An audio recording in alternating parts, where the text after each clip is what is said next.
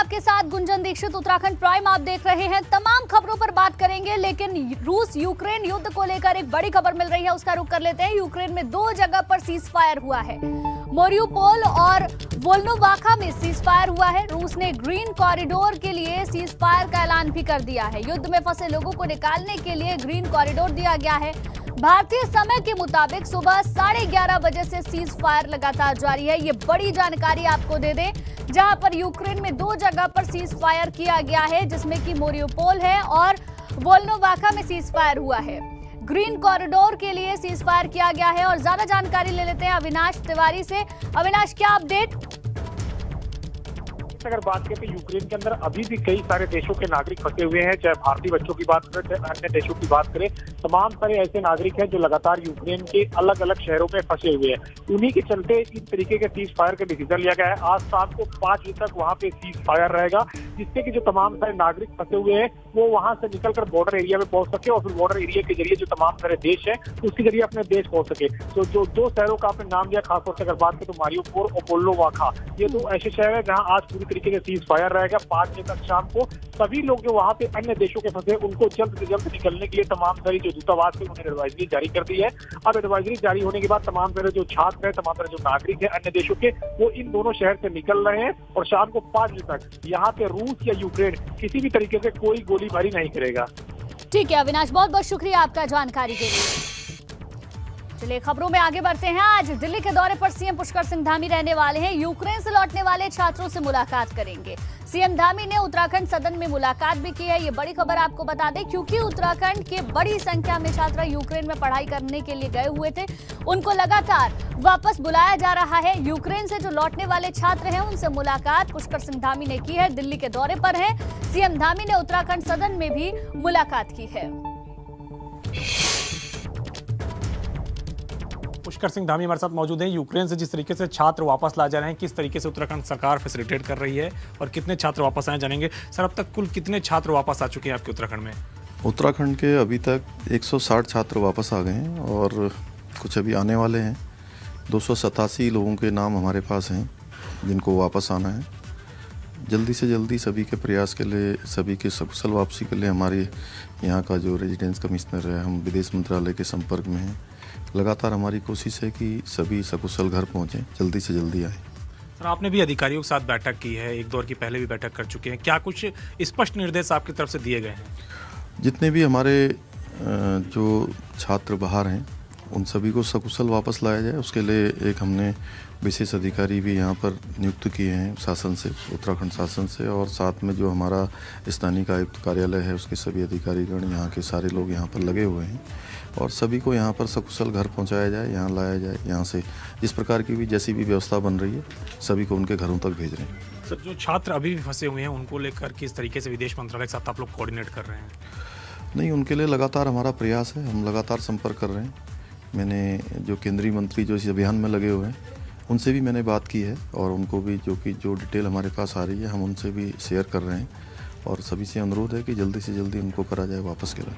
Sir, एक आखिरी सवाल है, 10 मार्च को नतीजे आ रहे हैं, क्या कुछ कहेंगे, किस तरीके से इंतजार है 10 मार्च का? नहीं, हम आश्वस्त हैं पूरी तरह से, हमारी प्रचंड बहुमत की सरकार बनेगी। शुक्रिया हमसे बातचीत करने के लिए। तो ये हैं उत्तराखंड के मुख्यमंत्री पुष्कर सिंह धामी, जिनका कहना है कि यूक्रेन से जो छात्र आ रहे हैं उनको लगातार उत्तराखंड वापस पहुंचाने का काम किया जा रहा है और जिनके बारे में पता चल रहा है जो यूक्रेन में फंसे हुए हैं उनको निकालने के लिए विदेश मंत्रालय से लगातार संपर्क जारी है। रोशन धर्मतन के साथ अविनाश तिवारी। वहीं यूक्रेन और रूस के बीच 10वें दिन भी जंग जारी है। अब रूस ने यूक्रेन के रिहायशी इलाकों में हमले तेज कर दिए हैं। यूक्रेन ने दावा किया है कि झोइटोमीर शहर में रूसी बम अटैक में उसके 47 नागरिक मारे गए हैं। स्थानीय पुलिस ने इसे क्लस्टर बम से हमला बताया है। यूक्रेन के रक्षा मंत्रालय का कहना है कि रूस सैन्य ठिकानों के अलावा रिहायशी इलाकों में भी लगातार हमले कर रहा है।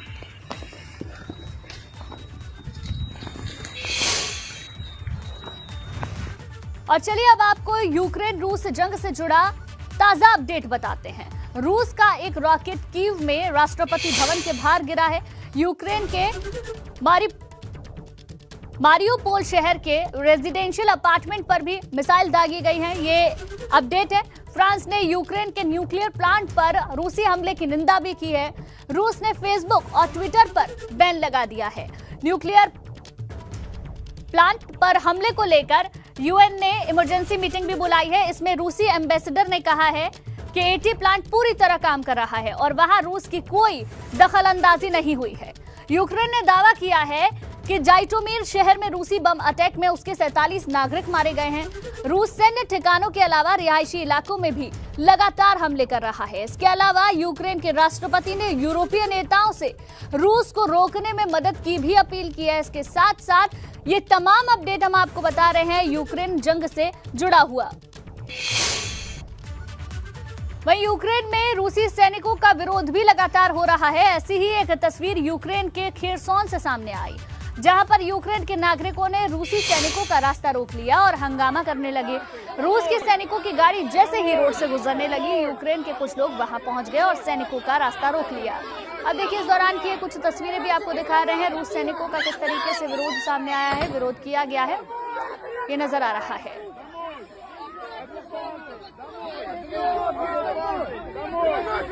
और देखिए, विरोध की कुछ तस्वीरें हम आपको दिखा रहे हैं। रूस के सैनिकों की गाड़ी जैसे ही रोड से गुजरती है, उस दौरान यूक्रेन के कुछ लोग वहां पहुंच गए और सैनिकों के रास्ते को रोक लिया जाता है। ये तस्वीरों में भी आप देख सकते हैं।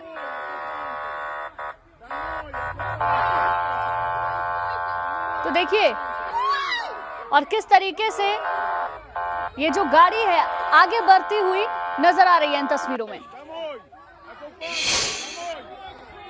रूस के हमलों से यूक्रेन में हर तरफ तबाही का मंजर है। कई रिहायशी इलाके तबाह हो चुके हैं, बड़ी बड़ी इमारतें खंडर बन गई हैं और शहर के शहर तबाह हो गए हैं। तो वहीं सड़कों पर सैनिकों की लाशें बिखरी हुई हैं।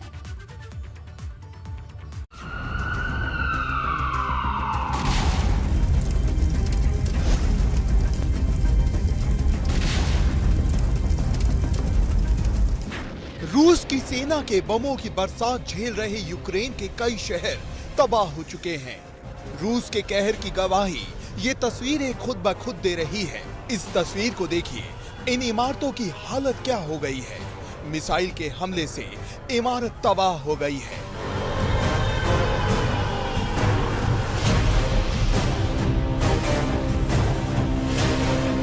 यूक्रेन का दावा है इन इमारतों के ऊपर रूस के सैनिकों ने एयर स्ट्राइक किया, जिस वजह से इमारत ध्वस्त हो गई।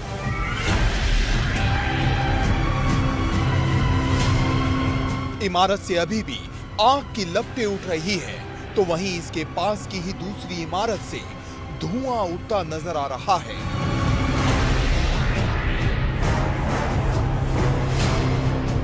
इन इमारतों की हालत देखकर अंदाजा लगाया जा सकता है कि रूस ने इनके ऊपर कितनी भीषण बमबारी की होगी। इस जंग में सिर्फ इमारतों को ही नुकसान नहीं हो रहा, सैन्य साजो सामान और सैनिक भी इसकी भेंट चढ़ रहे हैं। यूक्रेन और रूस के सैनिकों की लड़ाई में अब तक हजारों सैनिक मारे जा चुके हैं। कई जगह तो शव अभी भी सड़कों पर बिखरे हुए हैं। ऐसा मंजर पिछले कई सालों में नहीं देखा गया होगा, जो इस समय यूक्रेन में है। एक सुंदर देश युद्ध भूमि बना हुआ है।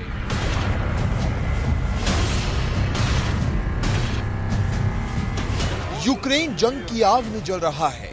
हर तरफ तबाही का मंजर है। आसमान से बमों की बरसात हो रही है। लोग अपने घरों को छोड़कर सुरक्षित जगह में शिफ्ट कर दिए गए हैं। Bureau report, ABP Ganga.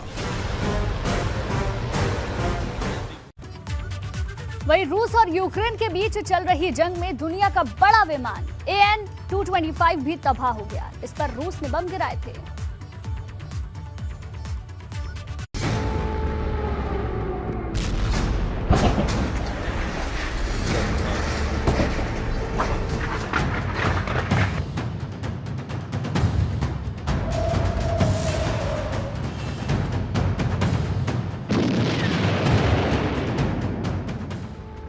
रूस ने यूक्रेन में जो तबाही मचाई है, उसे पूरी दुनिया देख रही है।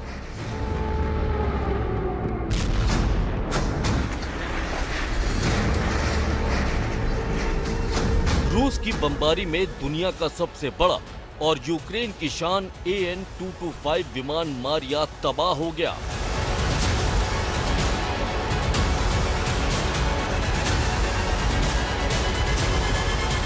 बमबारी में नष्ट हुए विमान का मलबा साफ बता रहा है कि रूस ने उस पर कितनी भीषण बमबारी की होगी।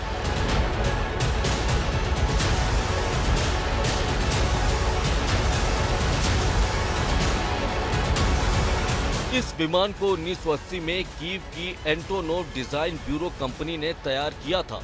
ये विमान 640 टन तक का भार उठा सकता था। कोरोना महामारी के शुरुआती दौर में इसका इस्तेमाल वायरस से प्रभावित कई देशों तक दवाओं और मेडिकल इक्विपमेंट पहुंचाने में किया गया था। मगर बड़ा सवाल ये है कि आखिरकार रूस ने इसे तबाह क्यों किया।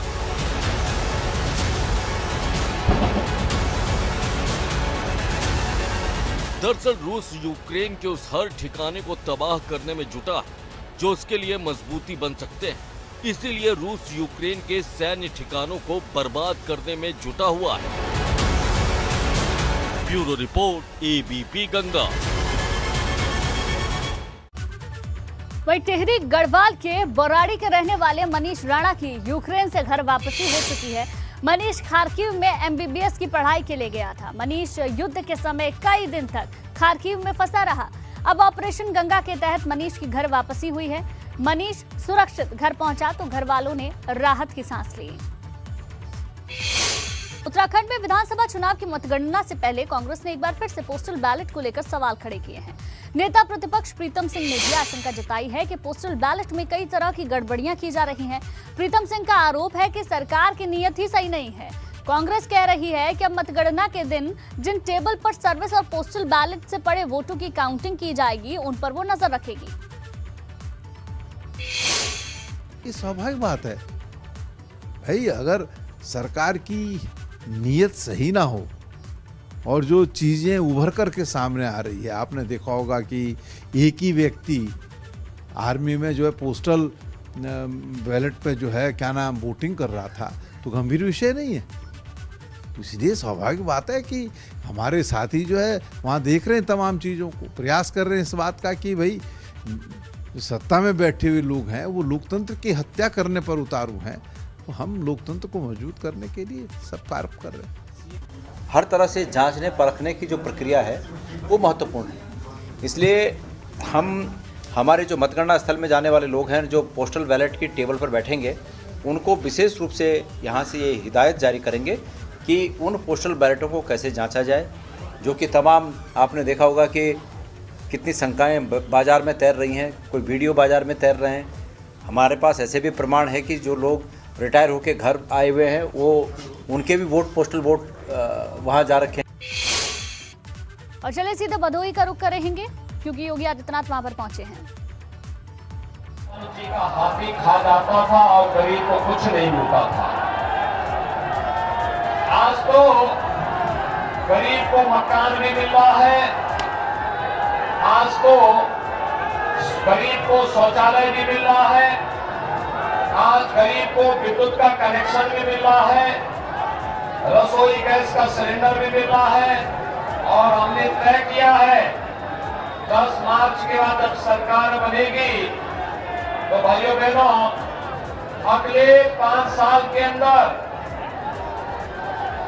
हर दीपावली और होली पर उज्ज्वला योजना के लाभार्थियों को एक रसोई गैस का सिलेंडर भी फ्री में उपलब्ध करवाएंगे।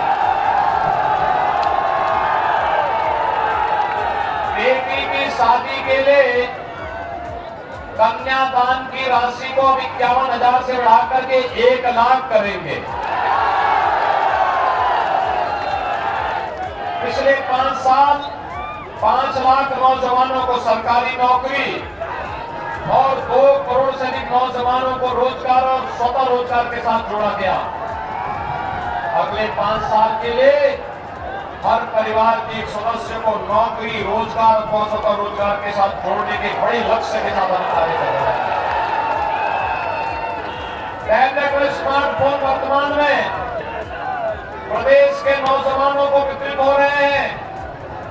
समाजवादी पार्टी ने कंप्लेंट की है, हमने तय किया है 10 मार्च के बाद सरकार बनेगी तो अगले 5 साल के अंदर 2 करोड़ नौजवान को टैबलेट स्मार्टफोन फ्री में उपलब्ध करवाने का काम करेंगे। गंगोत्री नेशनल पार्क में एक बार फिर से हिम तेंदुआ नजर आया। दरअसल वन विभाग ने नेलांग वैली और गंगोत्री नेशनल पार्क के चोर गार्ड में कैमरे लगाए हैं। इन्हें कैमरे में ये हिम तेंदुआ नजर आया है।